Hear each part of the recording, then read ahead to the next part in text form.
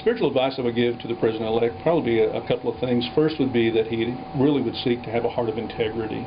The Bible makes reference of King David being a great leader of Israel, and the Bible says of David that he had integrity of heart. He shepherded them with integrity of heart, and with skillful hands he led them. And David was an effective leader because he really had a heart of integrity, so it was very, very effective in what he did. Another thing that would be important for advice for the new president would be that he'd understand a biblical worldview. Obviously, he has a little bit of different background, but every decision that he makes and the things that he help to process in world events really will be weighed through either a worldview or a biblical worldview. And by that I mean that he would interpret the events of the world through what the Bible says, and that he would let the Bible interpret itself, and that he would be influenced by outside forces that have a different perspective of what the Bible says, that he'd let the Bible interpret the Bible. I would simply say to him to continue to remain true to the promises that he's made to the American people, to be a president of diversity and inclusivity. Up to this point, he has demonstrated his commitment to do so, and we're grateful because he's been an inclusive president with his cabinet and all of his appointments up to this point.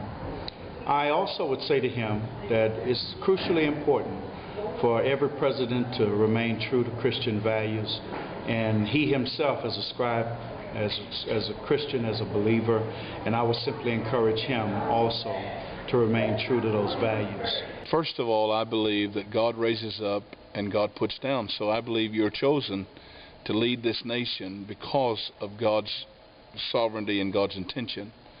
As such, I believe you have a responsibility and a stewardship to not only lead a few, but to lead all of us into what are God's plans and God's purposes for us as a nation. First of all, I'd like to say that I believe as a Christian we're committed to praying for you, to encourage you, to uphold you, to believe that God's wisdom and God's grace would be on your life. These years are going to be full of a lot of trying situations, and I believe that God's grace will empower you. Second of all, I'd like to say that I believe as a Christian it's my responsibility to honor you, and we want to give you the honor that's due to you as you lead the greatest nation on the face of the earth. And let me say this, thirdly, I believe that all of us that serve in leadership capacities have a responsibility to walk humbly before God and before those we lead. So I would leave you with the words of Micah the prophet, and that is that you love mercy, you do justice, and you walk humbly before God. My advice is very simple. He's a man of faith. It's very important for men of faith to worship, to be seen at worship. So my advice is to find a church home in Washington, D.C. He has a beautiful family. There would be an abundance of churches that would love to have the Obamas worshiping with them every Sunday.